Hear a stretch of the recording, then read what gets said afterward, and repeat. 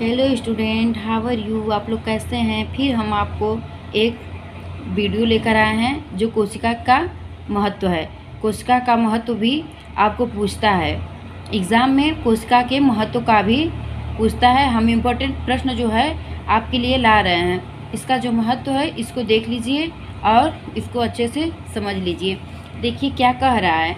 कोशिका का महत्व जो है, पहले यह बताया जा चुका है कि कोशिका एक जीवित प्राणी है, अतः जब वह दो अनुरूप कोशिकाओं में मिलती है तो यह कहा जा सकता है कि जीवन ने नए जीवन को जन्म दिया है। अगर कोशिकाएं मिल जाती हैं, अगर कोशिकाएं मिलती हैं तो क्या होता है, उसको कहा जाता है कि जीवन ने नए जीवन को जन्म दिया है।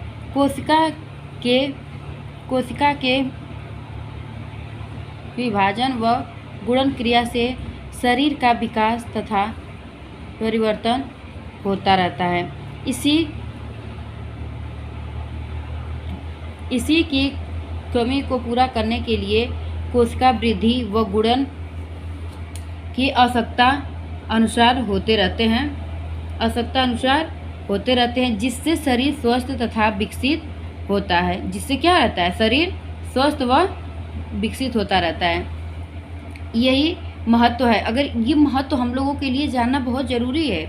ये जो कोशिका का महत्व है इसको जानना हमारे लिए बहुत ज़रूरी है, क्योंकि कोशिका बनता कैसे है, निर्माण कैसे होता है, हमारे शरीर में इसका विकास कैसे होता है, ये सब जानना हमको ज़रूरी है। क्योंकि ये पेपर में पूछता है। पीजीटी टीजीटी की परीक्षाओं के लिए भी ये ज़रूरी है। सब परीक्षाओं के लिए जो गृह विज्ञान से, जो भी स्टूडेंट है गृह विज्ञान से हैं, उसको यह ज़रूरी है। चलिए देखते हैं, आगे देखते हैं ऊतक किसे कहते हैं। ऊतक क्या है। ऊतक है जब एक प्रकार की कोशिकाएं जो एक ही प्रकार का कार्य करती हैं तथा एक समूह में एकत्र होकर एक विशेष संरचना बनाती हैं, तब उस संरचना को ऊतक कहते हैं। मान लीजिए जैसे है कि एक प्रकार का जो कोशिका है, एक ही प्रकार की कोशिका जो एक प्रकार का जब कार्य करती रहती हैं, जब एक यानी कोई भी मनुष्य जैसे एक प्रकार का कार्य करता है तो उसको मनुष्य कहते हैं, कि उसको मनुष्य कहते हैं। उसी प्रकार से ये बताया गया है कि जो कोशिका है एक ही प्रकार से कार्य करती हैं और एक समूह में एकत्र होकर विशेष संरचना का जो है उसका निर्माण करती हैं। एक ही समूह में रहकर एक ही विशेष संरचना बनाती हैं, तब उस संरचना को ऊतक कहते हैं। सभी ऊतक केवल एक ही प्रकार का कार्य कर सकता है। जितनी ऊतक हैं उतना क्या है, एक ही प्रकार का कार्य वो लोग करती हैं। देखिए जैसे सभी ऊतक अपने आकार और क्रिया में दूसरे ऊतकों से अलग होते हैं। उसका निर्माण करने वाली कोशिका भी अपने कार्य के अनुसार परिवर्तित होती रहती हैं। देखिए जैसे कोशिकाओं के अलग अलग रूप अलग अलग समूह में संपूर्ण शरीर का संचालन करती हैं। करती हैं। अलग अलग रूप की होती हैं और अलग अलग रूप से इसका संचालन होता रहता है। आगे देखिए ऊतक के भेद।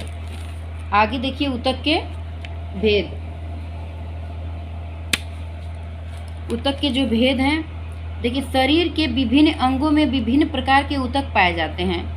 जैसे शरीर के विभिन्न अंगों में विभिन्न प्रकार के ऊतक पाए जाते हैं। हमारा शरीर निम्न प्रकार के ऊतकों से मिलकर बना है।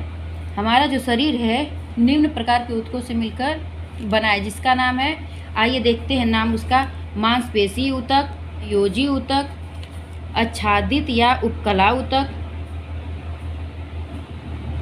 त्वरल ऊतक, जनन ऊतक। आइए अब हम एक एक करके इनके बारे में समझते हैं। मांसपेशी ऊतक। जो मांसपेशी ऊतक हैं, देखिए जैसे इन ऊतकों का मतलब है कि जैसे इन ऊतकों में मांसपेशियां बनी हैं, ये जो जब ये मांसपेशियां सिकुड़ती हैं या फैलती हैं, और जब ये मांसपेशियां क्या होती हैं, फैलती हैं, सिकुड़ती हैं, तो इसका संकुचन होता रहता है। एवं संकुचन का विभिन्न प्रकार से निर्माण होता रहता है। शरीर में मांसपेशी ऊतक कितने प्रकार की होती है? 3 प्रकार की होती हैं। मांसपेशी ऊतक कितने प्रकार की होती हैं? 3 प्रकार की होती है। जैसे देखिए, रेखीय या ऐच्छिक ऊतक। देखिए, ये 3 प्रकार की होती हैं। जैसे देखिए, मांसपेशी ऊतक क्या होती है? 3 प्रकार की होती हैं। जैसे रेखी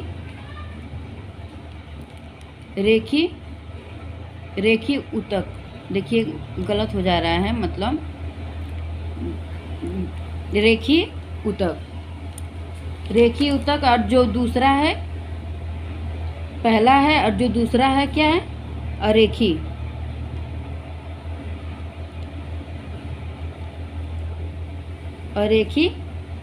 ऊतक।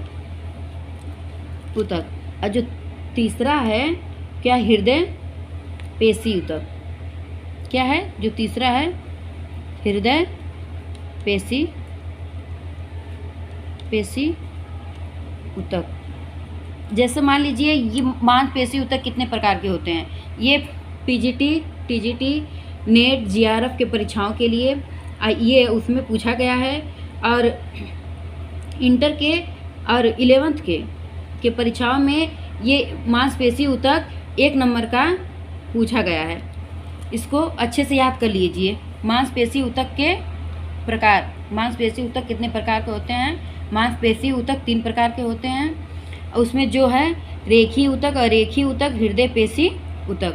उसी प्रकार से देखिए, जैसे है कि